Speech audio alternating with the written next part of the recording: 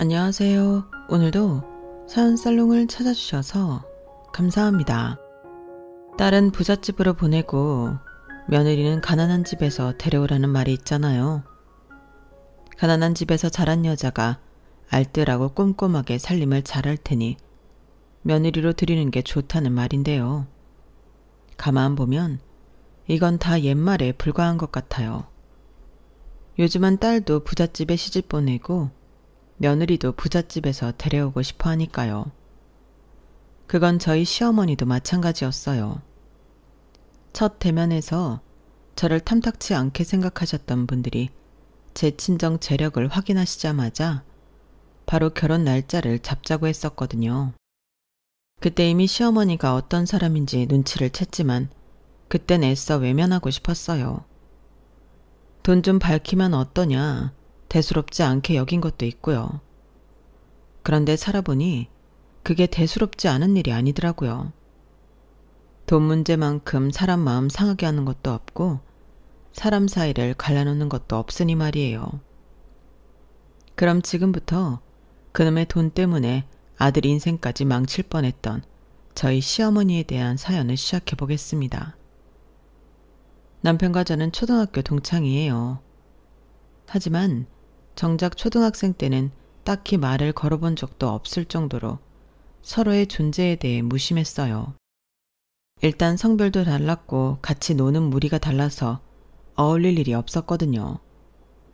그러다가 고등학교에 들어가서 다시 만나게 됐어요. 저희 부부가 나온 고등학교는 특목고라서 살던 동네에서 한참 떨어진 곳에 있었어요. 그런 탓에 동창을 만날 확률이 상대적으로 적었는데 거기서 딱 만났지 뭐예요. 솔직히 저는 고등학교에서 처음 남편을 봤을 때 얼굴이 낯익긴 했지만 이름이 기억나지 않아서 아는 척을 못했는데 남편이 먼저 말을 걸어주더라고요. 윤서영 맞지? 땡땡 초등학교. 안녕? 와, 여기서 초등학교 동창을 만나게 될 줄은 몰랐는데 반갑다. 나도.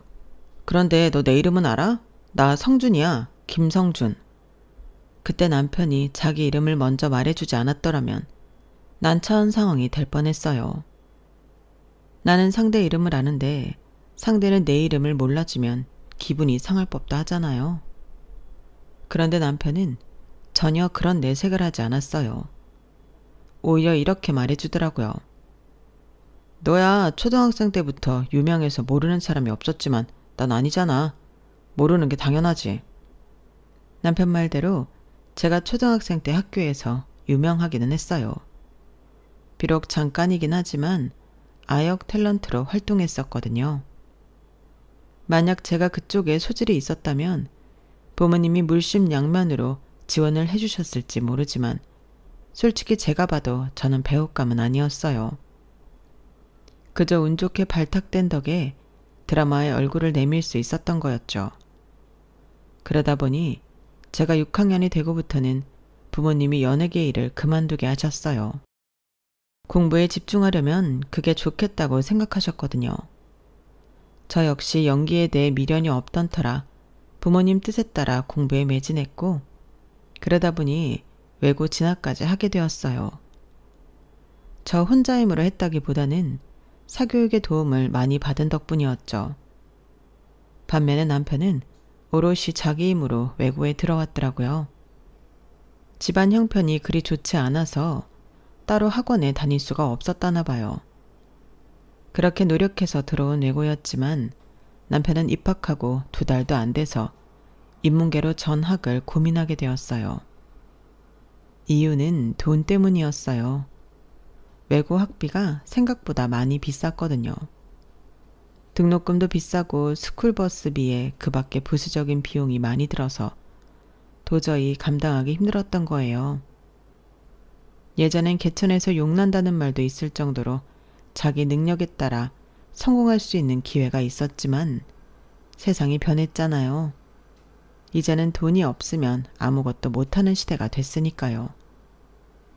외고에 합격했다고 친가와 외가에서 수백만 원씩 축하금을 받았던 저로서는 남편한테 미안한 마음이 들었어요.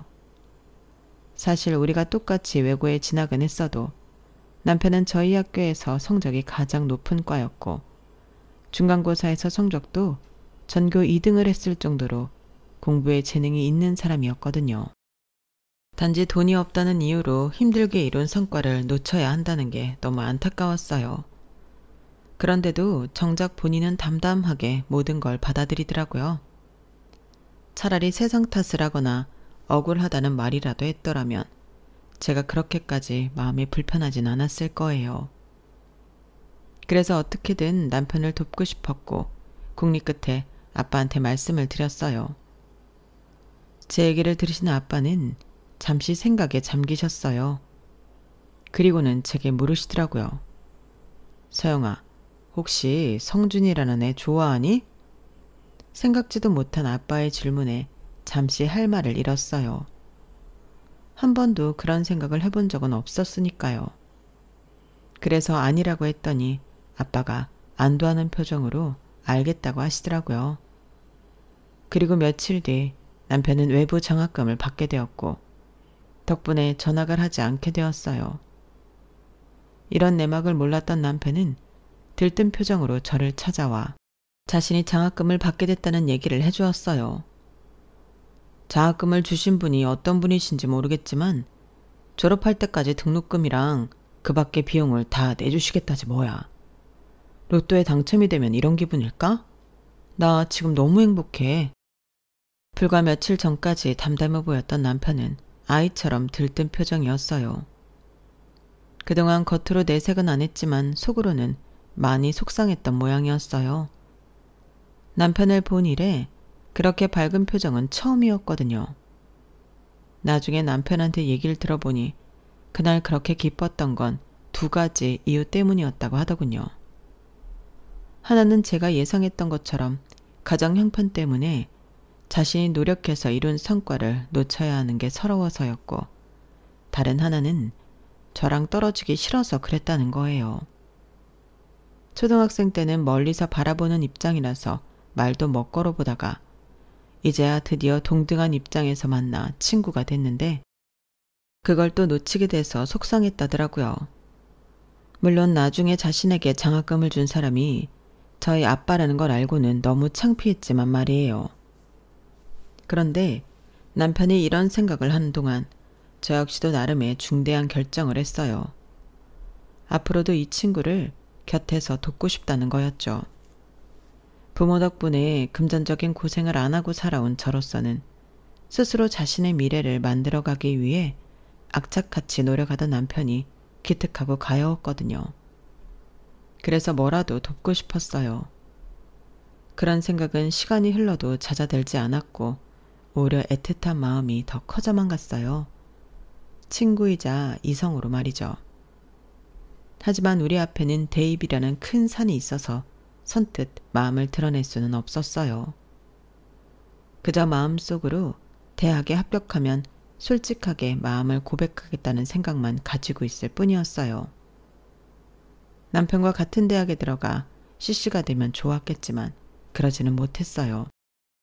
저는 고2 때부터 외국 대학 진학을 목표로 했고 남편은 국내 대학 진학을 목표로 했거든요. 결과적으로 둘 다 각자가 원하는 대학에 합격을 했지만 그렇기 때문에 떨어져 지낼 수밖에 없었어요. 서로에 대한 마음만 간직한 채 말이죠. 처음 미국에 갔을 때는 가끔씩 이메일도 하고 스카이프로 전화통화도 하긴 했지만 시차도 있고 각자 학교 생활에 치이다 보니 서서히 연락이 뜸해졌고 그러다 결국엔 연락이 끊기게 되었어요. 하지만 그런 말이 있잖아요. 만나게 될 사람은 어떻게든 만나게 되어 있다고요. 대학 졸업 후 한국에서 직장 생활을 하던 차에 외고 동창 결혼식에 참석하게 된 거예요. 고등학교를 졸업하고 처음 보는 동창들이라서 어색하기도 하고 반갑기도 하더라고요. 그런데 그 안에 남편이 있지 뭐예요. 당시 남편은 아직 대학생 신분이었어요. 아무래도 군대에 다녀오다 보니 여자인 저보다 졸업이 늦어진 탓이었죠. 오랜만에 만나니 그 사이 많이 늠름해졌더라고요. 헤어질 때만 해도 아직 학생 티가 많이 났는데 이제는 어엿한 남자로 변해 있었어요. 눈에서 멀어졌을 때는 몰랐는데 다시 만나게 되니까 예전의 그 감정이 되살아나는 기분이었어요. 그건 남편도 마찬가지인 것 같더라고요. 결혼식 뒤풀이가 끝나고도 헤어지기 아쉬워서 잘 마시지도 못하는 술까지 마셨으니 말이에요. 왜 말 안 했어? 나 고등학교 때 장학금 준 사람이 너희 아버지였다는 거. 졸업하고 나중에서야 담임선생님한테 들었어. 난 그것도 모르고 네 앞에서 그렇게 좋아했는데 창피하기도 하고 내 처지가 너무 초라하게 느껴지더라고. 그땐 내가 너무 어려서 네 앞에서 아무렇지 않게 있을 수가 없었어. 그래서 옹졸하게 너한테 오는 전화도 피하고 그러다 어느 순간부터 서로 연락도 안 하게 됐는데 오늘 결혼식장에서 널 다시 보니까 확실히 알겠더라. 내가 왜 너한테 그렇게 창피했는지 말이야. 내가 너 많이 좋아했었나 봐. 좋아하는 사람 앞에서 내 치부를 보인다는 게 힘들었던 것 같아. 남편은 이후 저희 아빠를 찾아가 장학금을 주신 덕분에 학업을 이어갈 수 있었다고 감사 인사를 했다고 했어요. 그러면서 제 안부를 묻고 싶었지만 그럴 용기가 나지 않았다더군요. 모르긴 해도 저희 아빠가 먼저 선을 그었을 거예요. 그건 그렇고 얼떨결에 남편한테 이미 지난 고백을 듣고 나니 어떻게 반응해야 할지 모르겠더라고요. 속으로는 그래서 이젠 내가 안 좋다는 건가? 아니면 지금이라도 잘해보고 싶다는 건가? 이런 생각을 하고 있는데 남편이 한참을 망설이다가 그러는 거예요. 만나는 사람이 없다면 자기를 조금만 기다려주면 안 되냐고요. 아직은 학생이라서 제게 해줄 수 있는 게 없지만 취업을 하면 자기도 뭔가 제게 해줄 수 있는 게 많을 거라면서요. 솔직한 심정으로는 당장 사귀자가 하고 싶었지만 남편의 자존심 때문에라도 기다려주는 게 좋을 것 같았어요. 그렇게 우리는 남편이 졸업 후 취업에 성공하자마자 사귀게 되었어요. 하지만 남편이 모르는 게 하나 있었어요. 첫 월급은 잠시 스쳐가는 흔적 같은 거라는 걸 말이죠. 취직만 하면 당당하게 제게 뭐든 해줄 수 있을 거라고 생각했던 남편은 실망이 이만저만이 아니었어요. 월급에서 학자금 대출이 빠져나가고 카드값에 생활비, 교통비와 용돈 약간을 제하고 나니까 흔적도 없이 사라져버렸거든요. 사실 저는 이럴 거라는 걸 미리 예상하고 있었어요. 왜냐하면 저도 그랬으니까요. 더군다나 남편은 본가에서 생활하고 있어서 생활비 외에도 여동생 등록금이며 시아버지 병원비도 감당해야 했으니 불보듯 뻔한 일이었죠. 남편과 사귀고 2년쯤 됐을 때 아버님이 오랜 투병 생활 끝에 세상을 떠나셨어요. 아버님께는 죄송한 말이지만 아버님 병원비 부담에서 해방되고서야 남편은 돈을 좀 모을 수 있었어요. 원래 계획은 아버님이 돌아가시고 이듬해 결혼을 하는 거였는데 하필 그때 시누이가 혼전 임신을 하는 바람에 먼저 결혼을 하게 됐지 뭐예요. 시누이도 그렇고 상대 남자도 그렇고 둘 다 아직 대학생 신분이라서 결혼 자금은 당연히 양가 부모님 몫이었어요. 다행히도 남자 쪽에서 집을 해오겠다고 했지만 문제는 저희 시댁이었어요. 하루는 어머님이 저보고 집에 좀 들르라고 그러셔서 퇴근 후에 남편을 만나 함께 시댁으로 향했어요. 그랬더니 난 돈 없다. 당장 먹고 죽을 돈도 없어. 그러니 어쩌겠니? 큰애가 결혼 미루고 희주부터 보내는 수밖에. 너 적금 들어놓은 거 있지? 그거 깨서 희주 혼수 좀 마련해줘라. 어머님 말씀에 순간 화가 나긴 했지만 그래도 상황이 이러니 어쩌겠냐 싶었어요. 그런데 문제는 그 다음이었어요. 그리고 서영아, 네가 비록 우리 집 며느리가 된 건 아니지만 그래도 성준이 아빠 살아있을 때 결혼 허락까지 받아놓은 상태 아니니? 그럼 우리 집 며느리나 진배 없는 거고. 그래서 말인데 네가 희주 결혼자금 좀 마련해다오. 잘 사는 며느리 뒀다 뭐하니? 이럴 때 안 써먹고. 너희 집에서는 돈 몇 천이야 없어도 그만 아니니? 더도 안 바란다. 딱 3천만 해다오. 그 말에 남편도 저도 황당해서 말문이 막혔어요. 엄마, 희주 결혼 비용을 왜 서영이가 내? 그럼 말도 안 되는 소리가 어딨어? 뭐가 말이 안 돼? 솔직히 나나 네 아빠가 서영이 마음에 들어서 결혼 허락했니? 나는 부잣집 딸내미 며느리로 들이기 싫었다. 사사건건 지네 친정이 잘 산다고 얼마나 유세를 떨 거야. 그래도 내가 100번 양보해서 니들 결혼 허락해줬는데 그 정도도 안 한다면 내가 뭐하러 부잣집 딸내미를 며느리로 들이겠니? 암튼 내년이든 후년이든 니들 결혼하고 싶으면 내가 하라는 대로 해. 안 그럼 니들 결혼 어림도 없으니까. 처음 시부모님께 인사드리러 아버님이 입원해 계시던 병원을 찾았을 때 시부모님은 저를 반기지 않으셨어요. 딱 봐도 사치하게 생겼다거나 어른 말에 고분고분하지 않을 거라는 게 이유였죠. 그러다 며칠 뒤 남편을 통해 제 친정이 꽤 산다는 얘기를 들으시고는 바로 태세를 바꾸시곤 제게 연락을 하셨더랬어요. 제 친정 재력을 보고 결혼 허락을 하신다는 걸 단번에 알아챌 수 있을 정도로 시부모님은 돈 얘기를 앞세워 저를 받아주셨거든요. 그러더니 이제는 당신 딸 결혼 자금까지 대라니 정말 황당해서 한숨만 났어요.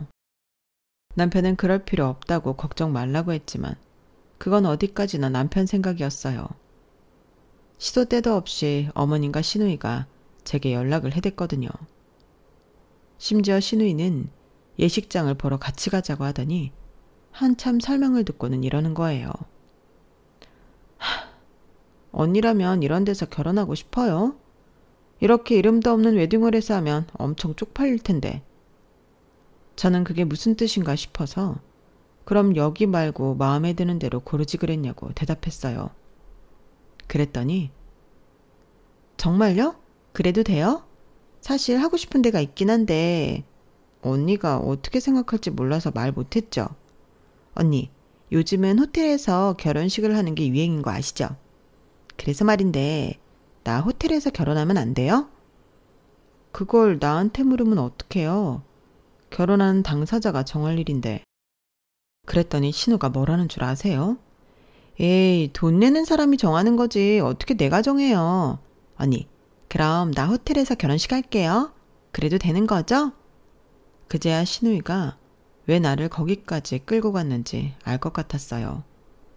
처음부터 예식장 비용을 나한테 내라는 뜻이었던 거예요. 아니, 그걸 왜 내가 내요? 내 결혼식도 아닌데. 그러자 신우이 표정이 싹 달라지더니 그러더군요. 뭐냐? 언니 지금 사람 가지고 장난쳐요? 애초에 언니가 나 결혼식 비용 대준 데서 마음 놓고 있었는데 이제 와서 모른다고 발뺌하면 안 되죠.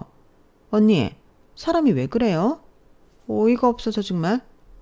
화가 나는 건 누군데 자기가 더 화를 내고는 혼자 휙하니 나가버리더라고요. 상담 직원 앞에 덩그러지 남겨진 저는 헛웃음만 나왔어요. 그리고 몇 분 뒤 어머님이 제게 전화해 자초지종도 듣지 않고 소리부터 질러댔어요. 너 그렇게 안 봤는데 아주 무서운 애구나. 그깟 돈 몇천 가지고 시누이 될 사람을 사람들 앞에서 망신을 줘? 우리가 너보고 시누이 혼수를 해두라 그랬냐? 신혼집을 해주라 그랬냐? 꼴랑 결혼 비용 조금 보태달라고 그런 건데 어쩜 이렇게 사람을 개망신 줄 수가 있어? 너 그러고도 우리 집에 며느리로 들어올 수 있을 거라고 생각하니? 있는 사람이 더하다더니 널 두고 한 소린가 보다. 내가 창피함도 무릅쓰고 며느리 되래한테 그렇게 부탁을 했으면 내 얼굴을 생각해서라도 네가 이러면 안 되는 거다. 내가 정말 더럽고 치사해서 눈물이 다 난다. 30분이 넘도록 울고짜고 그러다 화를 내기도 하면서 어머님은 제게 시누이의 결혼 비용을 내라고 강요하셨어요. 어머님 말로는 부탁이라고 하지만 제가 듣기에는 협박이나 다를 바가 없었어요. 끈질기게 강요하는 어머님 때문에 결국 통화 말미에 가서는 해드리겠다는 말을 해버렸어요. 어차피 결혼하면 한 가족이 될 거 그깟 3천 줘버리고 시댁에 점수 좀 따자는 생각을 하게 된 거죠. 그래, 네가 이렇게 마음을 써주니 나도 더는 너 귀찮게 안 하마. 대신 너도 성준이한테는 이번 일 비밀로 해야 한다. 내 자식이지만 어찌나 꾸정꾸정한 놈인지. 내가 저번에 너 왔을 때 결혼 비용 보태달란 말했다고 얼마나 난리를 치든지. 기왕 좋은 일 하는 거 성준이한테는 꼭 비밀로 해야 한다. 알았지? 남의 집 딸한테 돈 해달라는 소리를 하는 건 괜찮으면서 당신 아들한테 쉬는 소리 듣는 건 또 못 견디시겠나 봐요. 그러니 어쩌겠어요. 남편한테는 비밀로 해두었죠. 그건 어머님 체면 때문이 아니라 남편이 제 앞에서 주눅들까봐 그래서 비밀로 했던 거예요. 물론 결국에 가서는 남편도 다 알게 되었지만 말이에요. 그렇게 호텔 결혼식을 외치던 시누이가 예산 때문에 웨딩홀에서 결혼을 하게 되자 신혼여행에서 돌아올 때 제 선물은 쏙 빼고 왔더라고요. 그거야 뭐 상관없는데 그랬으면 조용히 입을 다물 것이지 저 열받게 한다고 주저리 떠들다가 예식장 비용을 제가 부담한 걸 스스로 폭로해버렸지 뭐예요. 그 바람에 남편이 시어머니와 시누이한테 난리를 쳤다니까요. 그 일이 있고 한동안은 두 모녀가 잠잠했어요. 저한테 따로 전화해서 죽는 소리 하는 버릇도 고쳤고요. 하지만 사람 성격이 어디 하루아침에 변하나요? 이듬해 저희 부부가 결혼식을 올리게 됐을 때 또다시 본색을 드러내더라고요. 사실 저희 친정에서는 제 결혼을 무척이나 반대했었어요. 저희 부모님도 그렇고 저희 오빠 내외도 마찬가지였죠. 올케 언니는 자기가 좋은 혼처를 알아봐 주겠다고 몇 번이나 선자리를 주선했나 몰라요. 아가씨, 내가 올케로서 하는 말이 아니라 아가씨보다 세상을 더 산 선배로서 하는 말이에요. 아무리 남편 자리가 마음에 들어도 그 집 식구들이 엉망이면 그 결혼은 하는 게 아니에요. 지금이야 남자가 마음에 드니 좋은 것만 보게 되겠지만 결혼하고 1, 2년 지나봐요. 그땐 정말 크게 후회하게 될걸요? 그땐 후회한다 해도 물리기도 힘들고 결국엔 평생 시댁 식구들한테 들들 볶여가며 살아야 되는데 그런 결혼을 왜 해요? 아가씨가 뭐가 부족해서 그러고 사느냐고요. 그러니까 차라리 시작하기 전에 독하게 마음먹고 헤어지세요. 오빠도 저도 아가씨 보기 안타까워서 반대하는 거예요. 올케 언니 말이 하나부터 열까지 다 맞는 말이라는 건 저도 잘 알고 있었어요. 하지만 한 번에 물든 정이 그렇게 쉽게 걷어낼 수 있는 게 아니잖아요. 정말이지 제 남편은 시댁 식구들만 빼면 어느 것 하나 부족함이 없는 남자라고 생각해요. 이런 남자를 다시 만날 수 있을 거라는 생각이 들지 않을 만큼요. 그래서 집안 반대에도 불구하고 끝까지 우겨서 결혼을 하게 됐는데 시어머니와 시누이는 이런 사정을 알면서도 끝까지 자기 것 챙기기에 급급하더라고요. 평생 명품백은 들어본 적도 없는 시어머니께서 어디서 들었는지 명품백 넘버까지 적어주시며 예단으로 가져오라고 그러시질 않나. 시누이는 자기 오빠 결혼에 한 살림 챙길 마음을 가졌는지 글쎄 자기 집 가전제품을 싹 바꿔달라고 그러지 뭐예요. 그것도 자기 오빠 앞에서 그런 소리를 하면 된통 혼날 걸 알았는지 저한테만 따로 전화를 하거나 문자로 제품명을 보내는 거 있죠. 시누이가 보낸 예단 목록을 보면서 난 내가 의사나 변호사랑 결혼하는 건가 생각했다니까요. 그러지 않고서야 어떻게 이렇게 무리한 요구를 할 수 있는 건지 도무지 이해가 안 갔어요. 그런데 꼬리가 길면 밟힌다고 시누이가 툭하면 예단으로 이거 해달라 저거 해달라 밤낮 안 가리고 문자를 해대는 탓에 결국엔 걸리고 말았지 뭐예요. 휴일이라 남편이랑 혼수 준비하러 가전제품을 보러 갔는데 끊임없이 제 핸드폰이 울렸고 보다 못한 남편이 제 휴대폰을 가방에서 꺼내다가 그 문자를 보게 된 거예요. 하루가 멀다 하고 보내왔던 시누이의 위시리스트를 본 남편은 당연히 불같이 화를 냈고 당장 시누이한테 전화를 걸었어요. 이 기집애가 아직도 정신을 못 차렸어. 너 내가 서영이 괴롭히지 말라고 했어 안 했어? 네가 뒤에서 이런 짓거리 하면 내가 모를 줄 알았어? 긴 말 필요 없고 앞으로 서영이한테 10원짜리 하나라도 요구했다간 그날로 내 손에 죽을 줄 알아. 알았어? 신우의 행동에 화가 난 남편은 분명히 자기 엄마도 똑같은 짓을 했을 거라며 자기 엄마는 뭘 해오라고 했냐고 물었어요. 상황이 상황인지라 말을 안 하고 넘어갈 수 없어서 솔직하게 명품백 이야기를 하게 됐어요. 그러자 남편은 자기가 엄마한테 얘기해서 없던 일을 하겠다고 그러더군요. 성준아, 그러지 마. 지금까지 어머님이 너 키우시느라 고생하셨잖아. 그러니까 거기에 대한 고마움으로 명품백 하나 해드리자. 따지고 보면 그 정도 받으실 자격 있으시잖아. 어차피 예단 준비하는 거 어머님이 원하시는 걸로 해드리면 좋은 거 아니겠어? 매번 해달라는 것도 아니고 평생에 한 번뿐인데 뭐 어때? 그렇게 남편을 설득해서 어머님께는 명품백을 해드렸어요. 그렇게 큰 고비를 넘기고 무사히 식을 올리게 되는 줄 알았는데 이번엔 신혼집 문제로 한바탕 시끄러워졌지 뭐예요. 원래는 남편과 제가 대출을 받아서 전셋집을 마련하려고 했는데 저희 아빠가 하나뿐인 딸을 그렇게 보낼 수 없다고 아파트를 사주시겠다고 그러신 거예요. 당연히 남편이 거절했죠. 내 집 마련은 자기 손으로 하겠다고요. 내가 언제 성준이 너 좋으라고 집 사주겠다고 했다니? 내 딸이 고생하는 거 보기 싫어서 그러니까 군만 말고 받아. 방 강제에 가까운 아빠 말에 결국 아파트를 받게 되었어요. 사실 저는 다행이다 싶더라고요. 안 그래도 앞으로 전세대쯤 갚을 생각을 하니 벌써부터 숨이 턱 막히는 것 같았거든요. 그런데 이 얘기를 들으신 시어머니가 또 말도 안 되는 요구를 하시지 뭐예요. 그 집 명의는 우리 성준이 이름으로 해라. 엄마, 그게 무슨 말씀이세요? 장인어른이 해주신 집인데 왜 내 이름으로 해요? 서영 이름으로 해야지. 모르는 소리 마라. 어느 집이든 가장이 대접을 받아야 잘 되는 법이다. 그러니 서영이 너도 그렇게 알고 네 아버지한테 말씀드려서 명의 이전해라. 진짜 해도 너무 하더라고요. 물론 집 명의를 남편 앞으로 해도 상관은 없지만 너무 당연하게 명의를 바꾸라고 하시니 얄미운 거예요. 그래서 일부러 얄밉게 말을 했어요. 어머님, 명의 이전하려면 돈이 드는데 그 돈은 그럼 어머님이 내주실 건가요? 저희가 모아놓은 돈은 아가씨 결혼할 때 다 써버리는 바람에 저희 결혼은 온통 대출받아서 하게 됐거든요. 그런데 명의 이전할 돈이 어디 있겠어요? 그렇다고 저희 아빠한테 부탁드리기도 그렇고요. 원래는 증여세를 저희가 부담해야 하는데 그것도 아빠가 다 내주셨거든요. 그러니 어쩌겠어요? 어머님이 굳이 명의 변경을 하라고 하시면 그 비용은 어머님이 대주시는 수밖에요.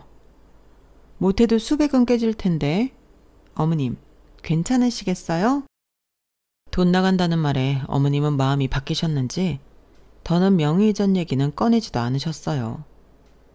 그렇게 말도 많고 탈도 많았던 결혼 준비가 끝나고 드디어 결혼식을 올린 우리는 이제야 좀 마음 편히 살게 되나 했어요.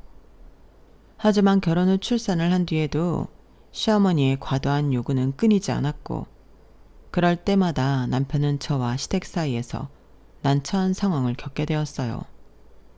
거기에 저희 친정 부모님까지 합세하면서 남편은 정말 죽을 맛이었을 거예요. 시어머니가 저를 괴롭히면 저희 친정에서도 제 남편을 불러다 혼내고 그런 일이 반복되다 보니 행복할 줄만 알았던 결혼 생활은 점점 더 우리 부부 사이를 멀어지게 만들었어요. 그래서 생각도 못한 남편이 결단을 내리게 되었어요. 당신이 하준이 데리고 캐나다로 가 있는 건 어때? 어차피 애 교육 문제도 있고 일찍 가서 적응하면 낫잖아. 형님 내외가 거기 계시니까 안심도 되고. 말로는 아이 교육을 위해서라고 하지만 주변 가족들로부터 저를 보호하려 그런다는 건 저도 잘 알고 있었어요. 남편 혼자 한국에 남겨두고 가는 게 걸리긴 하지만 사실 그때는 저도 심적으로 많이 힘든 때여서 그냥 아무것도 생각 말고 캐나다로 떠나고 싶은 심정이었어요. 그래서 오빠한테 연락해 아이와 살 집을 구하고 서류가 준비되자마자 바로 캐나다로 떠났어요. 처음 캐나다에 도착했을 때는 한국을 떠나왔다는 해방감에 하루하루가 즐겁기만 했어요. 하지만 혼자 남아있을 남편을 생각하면 마음 한구석이 무거워지긴 하더라고요. 그래서 남편과 통화도 자주 하고 한국에 있을 때보다 통 문자를 더 자주 하게 됐어요. 남편은 휴가 때나 주말을 이용해 가끔 캐나다에 들리기도 해서 한국에 살 때보다 오히려 더 돈독한 부부 사이가 될 수 있었어요. 하지만 그때까지만 해도 남편이 어떻게 지내는지 몰랐어요.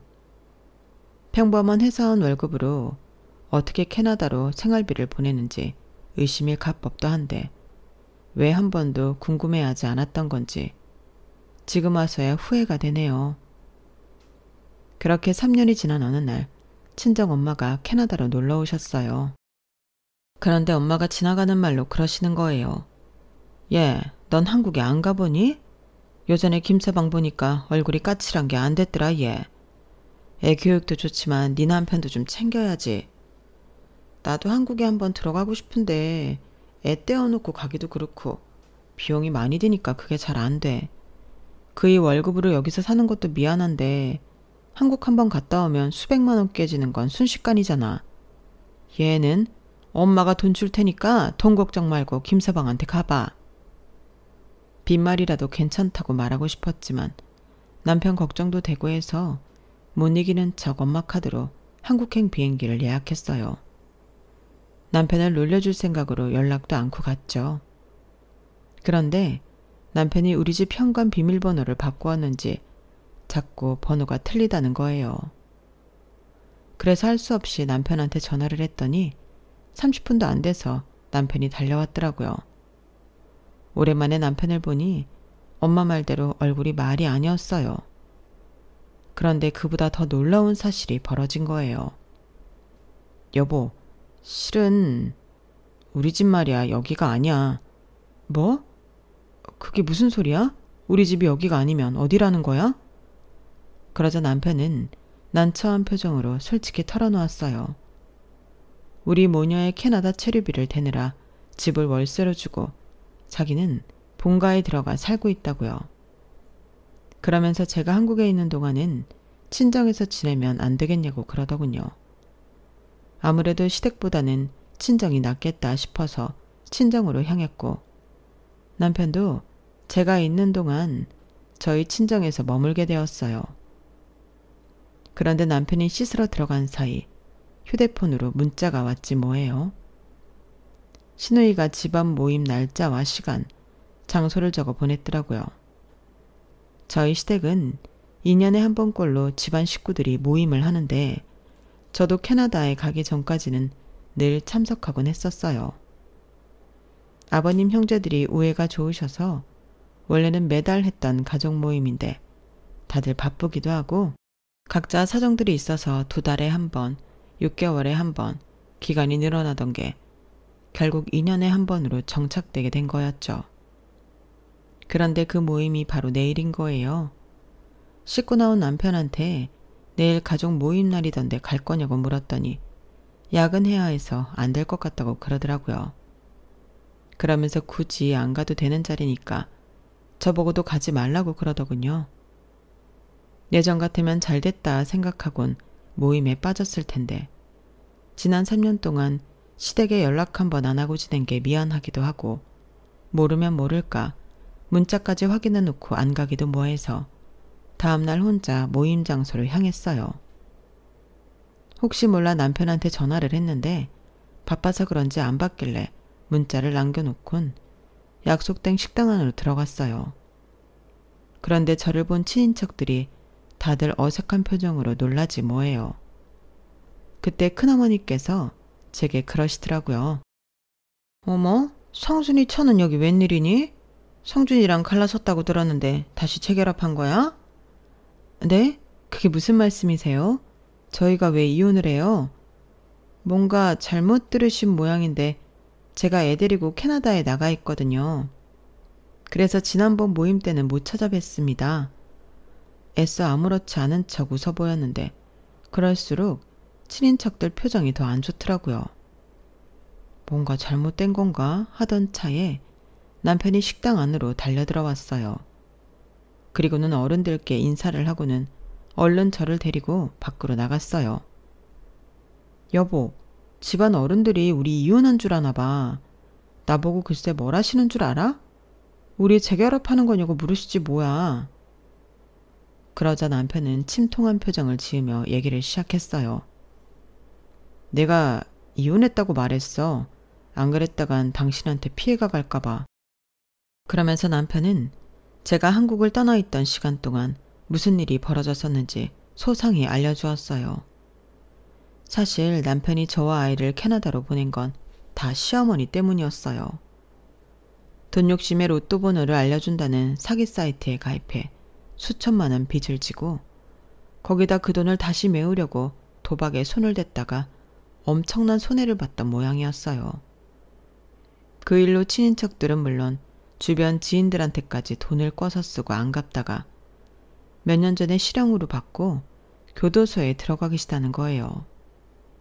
저로서는 황당한 일이 아닐 수 없었어요. 엄마가 자기 친정에서 도움받으려고 업자까지 고용했길래 안 되겠다 싶어서 자기랑 예림이를 캐나다로 보냈던 거야. 나랑은 이혼했다고 거짓말하고 말이야. 안 그랬다간 장인어른한테까지 돈을 빌리려 들 테니까. 진작 말 못해서 미안해. 그 말을 하는 남편 표정을 보니 정말 안 됐다는 생각이 들었어요. 남편이 굳이 집을 월세 놓은 것도 어머님과 그 밖의 사람들한테 눈속임을 하기 위해서였다니 기가 차더군요.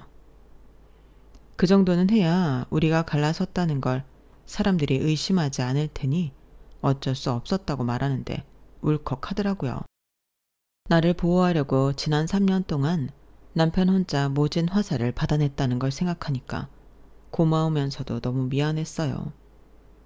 이런 사정도 모르고 저만 혼자 편하게 지냈으니까요. 이후 저는 캐나다 집을 정리하고 아이와 함께 한국으로 돌아왔어요. 당장 저희 집으로 돌아가고 싶었지만 그건 안 되겠더라고요.